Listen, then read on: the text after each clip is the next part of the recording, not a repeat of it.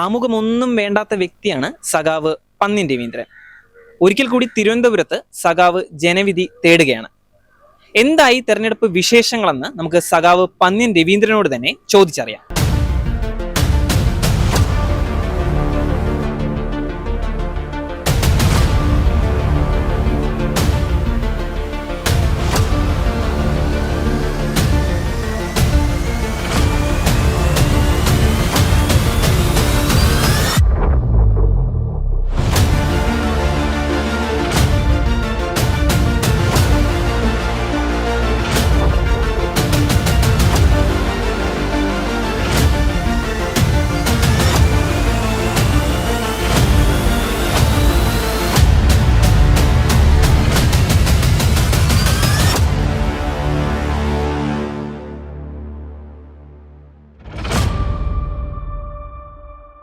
ആശയങ്ങൾ തമ്മിലാണ് പോരാട്ടം എന്നങ്ങ് പറയുമ്പോഴും എതിർ സ്ഥാനാർത്ഥികൾ അല്പം ശക്തരാണ്. അത് ഇലക്ഷനെ ബാധിക്കുമെന്ന് കരുതുന്നില്ലേ? ശക്തി ഇവിടെ മാനദണ്ഡം എന്താണെന്ന് എനിക്കറിയില്ല. നമ്മൾ 3 പേരും 3 രീതിയിൽ പ്രവർത്തിക്കുന്ന 3 വ്യക്തികളാണ്.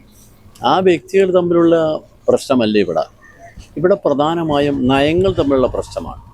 കേന്ദ്രം സ്വീകരിക്കുന്ന നയങ്ങൾക്കെതിരായിട്ടാണ് ഞങ്ങൾ പോരാടുന്നത്.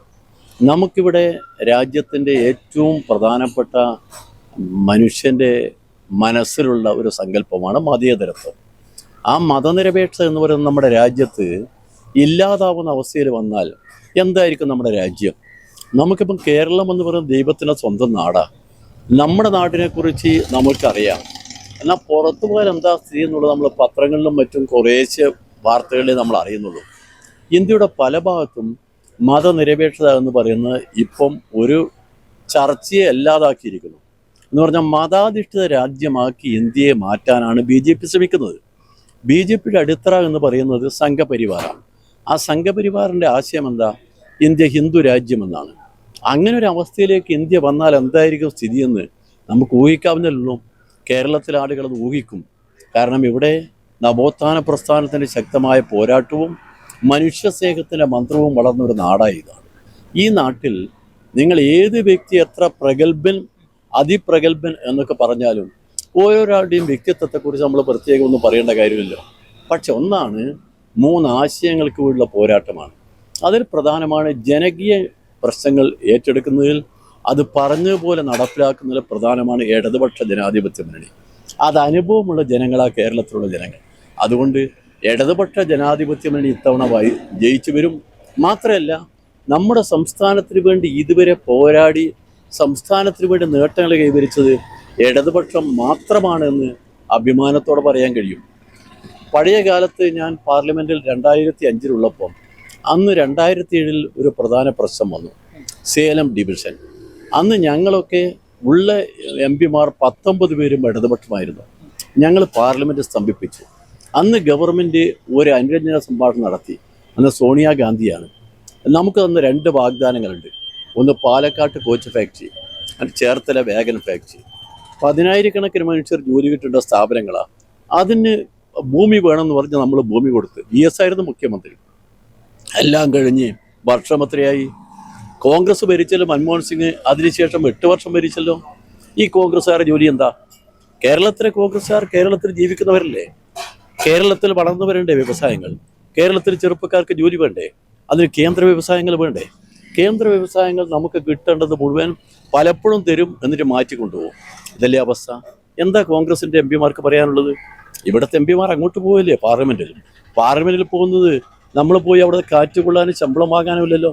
നമ്മൾ ജനങ്ങളുടെ കാര്യം പറയാനല്ലേ. അത് നിർവഹിക്കാൻ ഈ കോൺഗ്രസിൻ്റെയോ BJP, പിന്നെ ഇവിടെ BJPയുടെ കാര്യത്തിൽ ഒരു സംശയമൊന്നുമില്ല. കേരളത്തിൽ BJPക്ക് ഒരിക്കലും അഡ്രസ്സ് ഉണ്ടാവില്ല. കാരണം കേരളത്തിൽ ഈ രാഷ്ട്രീയം കേരളത്തിൽ പോകില്ല. മതാധിഷ്ഠിത രാഷ്ട്രീയം കേരളത്തിൽ ഒരിക്കലും ജനങ്ങൾ സ്വീകരിക്കില്ല. അതുകൊണ്ട് ഒരുപാട് ആഗ്രഹവും ഒരുപാട് പ്രത്യാശയൊക്കെ വെച്ചോട്ടെ, വലിപ്പച്ചെറുപ്പമൊക്കെ പറഞ്ഞോട്ടെ. പക്ഷെ ഒരു കാര്യം എനിക്ക് പൂർണ്ണ വിശ്വാസമുണ്ട്. തിരുവനന്തപുരത്തെ ജനങ്ങൾ അവർ വിജ്ഞാനമുള്ളവരാണ്, വിവേകമുള്ളവരാണ്, അനുഭവജ്ഞാനമുള്ളവരാണ്, വകതിരിവുള്ളവരാണ്. അവർ നന്മയെ സ്വീകരിക്കും, തിന്മയെ പുറന്തള്ളും. അങ്ങനെ വരുമ്പം ഇടതുപക്ഷ ജനാധിപത്യം തന്നെ വിജയിച്ചു വരുന്ന കാര്യത്തിൽ എനിക്ക് സംശയമില്ല. ഇപ്പൊ 2ാം പിണറായി സർക്കാർ വന്നു. 1ാം പിണറായി സർക്കാർ പോലെയല്ല ഇപ്പോൾ പ്രതിപക്ഷം പ്രതികരിക്കുന്നത്. കുറച്ച് രൂക്ഷമാക്കുകയാണ്. അത് രൂക്ഷമാവുമല്ലോ, കാര്യമുണ്ടല്ലോ. അവർക്ക് നേരത്തെ ഒരു മനസ്സിൽ ധാരണയുണ്ടായിരുന്നു, 5 വർഷം കഴിയുമ്പോൾ നമുക്ക് ഭരണം കിട്ടും. 5 വർഷം കഴിയുമ്പോൾ ഭരണം കിട്ടായിരുന്നാൽ അവരുടെ സ്ഥിതി എന്താ?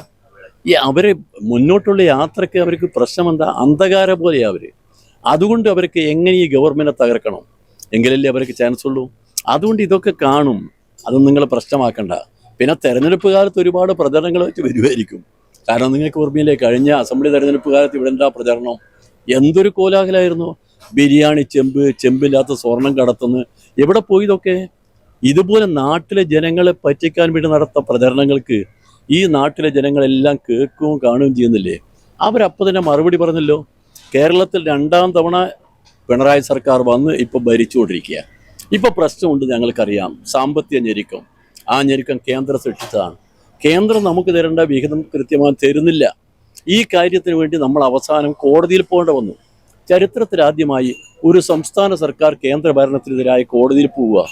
ആ കോടതിയിൽ പോയത് കേരളത്തിൽ അതിന് പോയപ്പോഴോ കേന്ദ്ര ഗവൺമെൻറ് പറഞ്ഞു, ഒരു കാര്യം ചെയ്യും, 13,008 കോടി രൂപ ഇപ്പം കൊടുക്കാൻ നമുക്ക് പുറത്തുനിന്ന് തീർക്കാമെന്ന. ഇതല്ലേ കേന്ദ്ര ഗവൺമെൻറ്?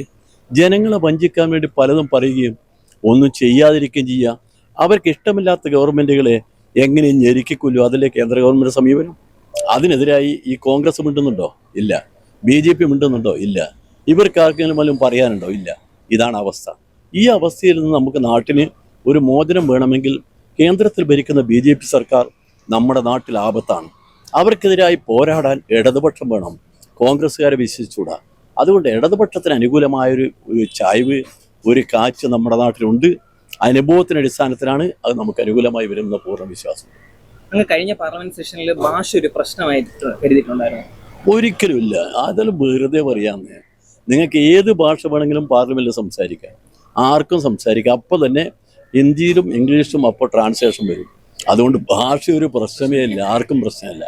നിങ്ങളുടെ ചൂടുകാലമാണ് തെരഞ്ഞെടുപ്പ്. നോക്കാം. ചൂടുകാലല്ലേ. നമുക്ക് യുദ്ധം ചെയ്യാൻ വേണ്ടി പോകുമ്പോൾ യുദ്ധത്തിന്റെ പ്രതികൂല കാലാവസ്ഥയിൽ യുദ്ധം ചെയ്ത് പോയാലേ മതിയോ? ഇതൊരു രാഷ്ട്രീയ യുദ്ധമാണ്, നമുക്ക് നോക്കാം. നേരിന്റെ വാർത്തകൾ നിങ്ങളുടെ വിരൽത്തുമ്പിൽ എത്താനായി സാക് ന്യൂസ് ചാനൽ സബ്സ്ക്രൈബ് ചെയ്തും ഷെയർ ചെയ്തും ഒരു ശരിയായ മാധ്യമ നിലപാടിന് പോകാൻ ഞങ്ങൾ നിങ്ങളെ ക്ഷണിക്കുന്നു.